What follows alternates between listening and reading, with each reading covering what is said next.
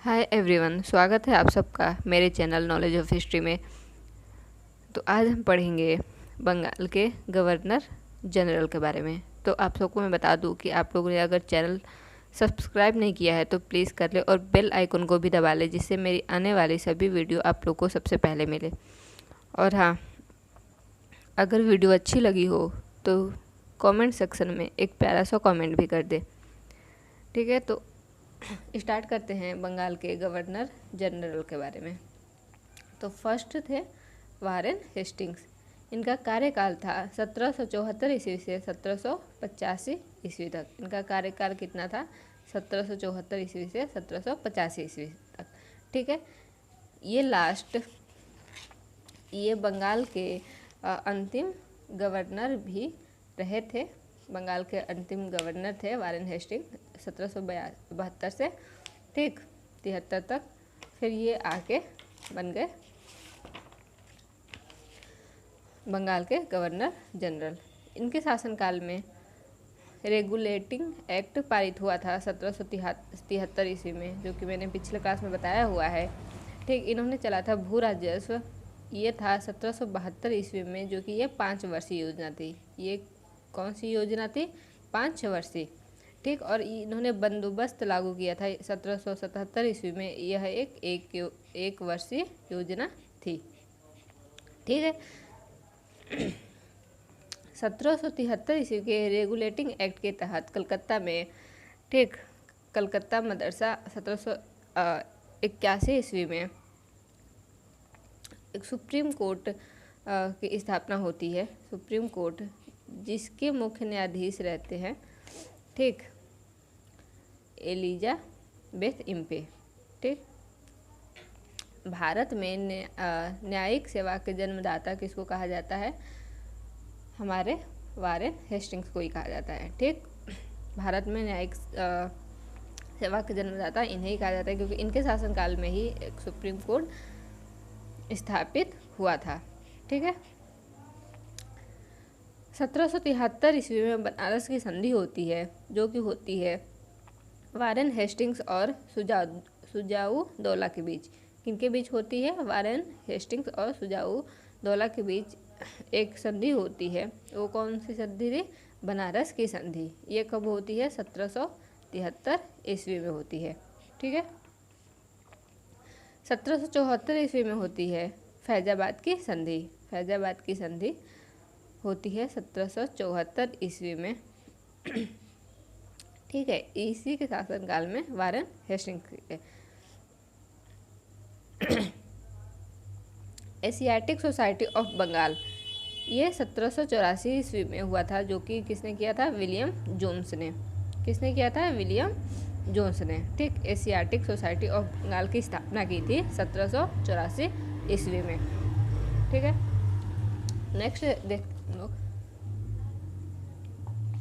Lord Cornwallis.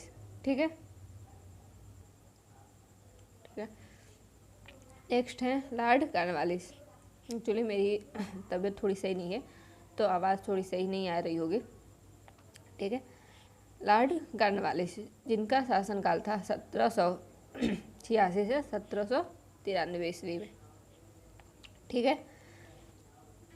Sorry, इनके शासनकाल में हुआ था तृतीय मैसूर युद्ध, जो कि 1792 ईस्वी में हुआ था।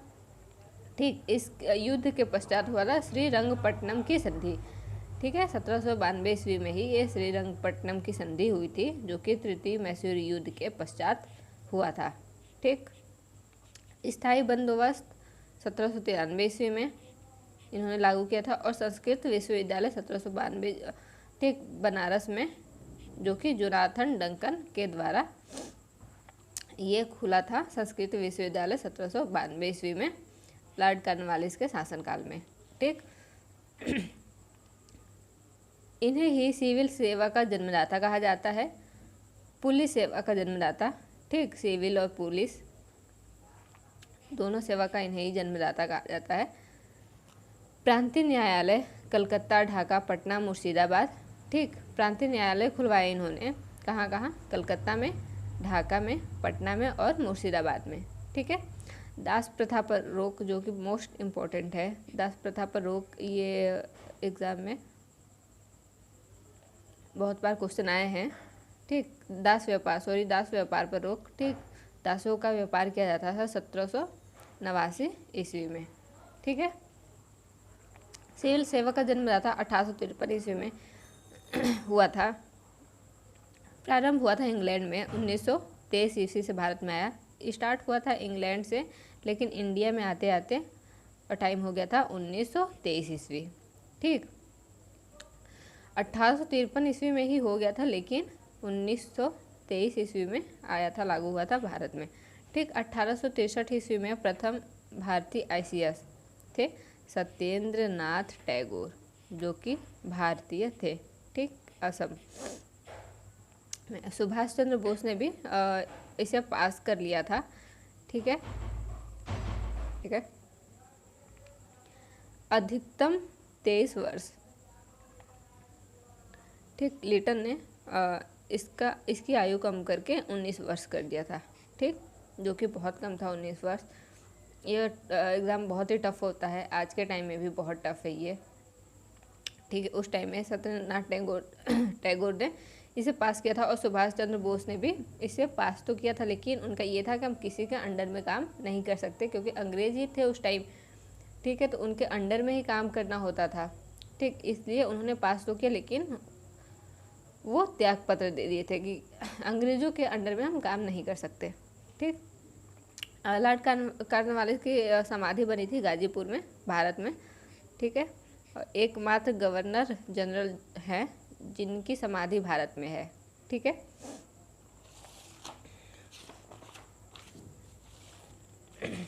कॉर्नवालिस संहिता 1793 ईस्वी में। ठीक, इसमें था क्या, पृथककरण के सिद्धांत से कर तथा न्याय प्रशासन को अलग किया जाए।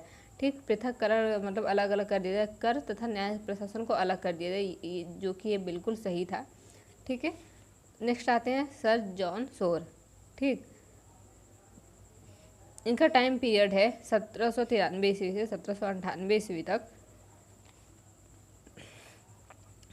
इनके शासनकाल में चार्टर एक्ट 1793 पारित हुआ था। ठीक है, और इन्होंने मैसूर के प्रति अहस्तक्षेप की नीति लागू की थी। ठीक है, जैसे एग्ज़ाम में आ सकता है कि हस्तक्षेप की नीति किसके शासनकाल में स्टार्ट मतलब लागू हुई थी, तो हम बता सकते हैं सर जॉन सोर के शासनकाल में हुआ था। जमींदारों का भूमि का वास्तविक स्वामी माना गया। ठीक, जो कि एकदम गलत था, क्योंकि अगर कोई खेत है, ठीक, खेत है यह, तो उसका स्वामी उसका मालिक होना चाहिए जिसकी खेत है, लेकिन ऐसा नहीं इसके शासनकाल में था। इसका था कि जमींदारों को, ठीक, जो जमींदार है उनको भूमि का वास्तविक स्वामी माना जाए, वो जो चाहे वो करे, ठीक, उस खेत के साथ। ठीक, जबकि ये गलत था, क्योंकि खेत का मालिक उसका स्वामी होना चाहिए। ठीक, इसके शासनकाल में ही संस्कृत महाविद्यालय बनारस में बना था। ठीक है, सॉरी, माफ़ी, क्योंकि मेरी थोड़ी तबीयत सही नहीं है।